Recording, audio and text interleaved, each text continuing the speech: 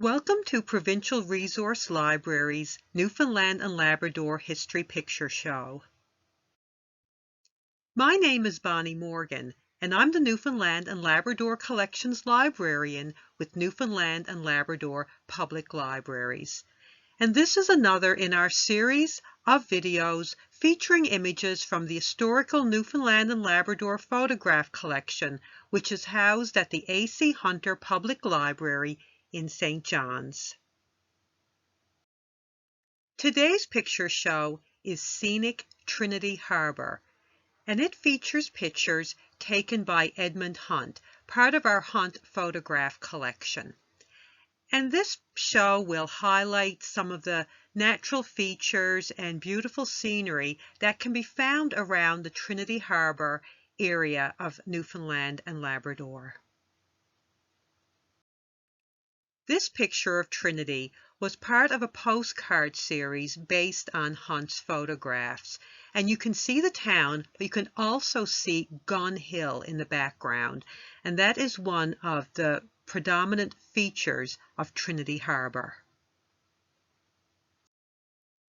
Here is a view from Gun Hill. So you can see the harbor, you can see the town. St. Paul's Anglican Church is there as a landmark, and you can also see part of Fort Point. And again, here's a better picture of Fort Point, that spit of land that's reaching out into the harbor, and it shows why Trinity Harbor was so important to the British Navy. It was 3 arms of water where boats could anchor. It could be well defended during wartime. So it was a very important harbor in the early days of Newfoundland and Labrador settlement.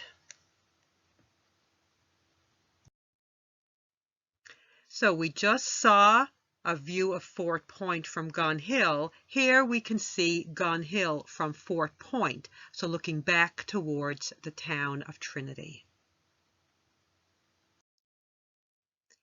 Here Edmund climbed up on the highest point of Gun Hill and took a picture. And again you can see the sort of complex shape of Trinity Harbor. This one shows the shape again, and you can see here Hog's Nose. So that kind of rectangular peninsula that's jutting out into Trinity Harbor. And this is a view taken from Gun Hill. And here Edmund stood on Hog's Nose and looked back towards Trinity. So you can get a sense of Hog's Nose and its place within the town. And there on your left-hand side, you can see Gun Hill. So I mentioned the arms of Trinity. So Trinity Harbor, 3 arms, Trinity 3. So here's a shot that shows the northwest arm. You can see the railway bed there as well. So around the arms, here is the southwest arm, and here you can see a land feature that was known as Doctor's Point.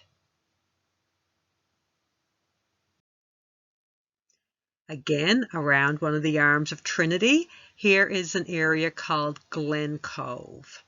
And apparently people used to like to go and have picnics at Glen Cove. Taverner's Point is shown in this picture, a little rock formation there in the harbor. And this is Trinity Island.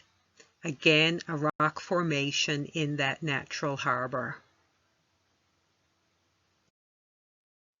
And here is another rock formation on the left known as the Naked Man.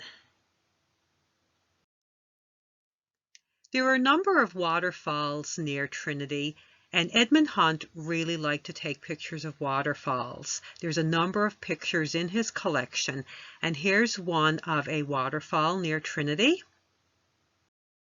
And here is a waterfall with someone doing a little bit of trouting. So you can see them right there by the base of the waterfall, and you can see the fishing rod in their hand. The next few pictures I show other communities that are on Trinity Harbor. So again, these are the postcards that were based on Edmund's photographs that were taken in the mid-20th century. So here's a picture of Dunfield. And here's one of Trinity East.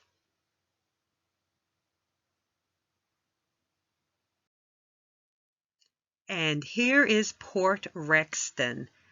Again, 3 other communities besides the town of Trinity that can be found on Trinity Harbor. And just to end off, here is a view down towards the salt water from Breakheart Hill. And this shot is looking toward Gun Hill.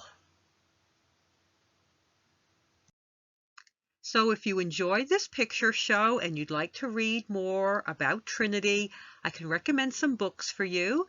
Edmund Hunt's Aspects of the History of Trinity, which was published by Harry Cuff in 1981.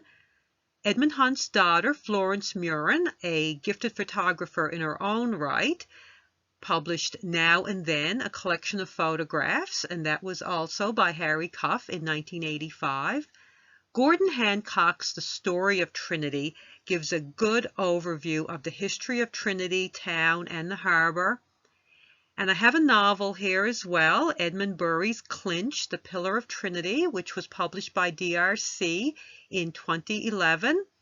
And another really good source of information is the website of the Trinity Historical Society, which gives you some virtual exhibits and good history of the town, and it's really worth looking at.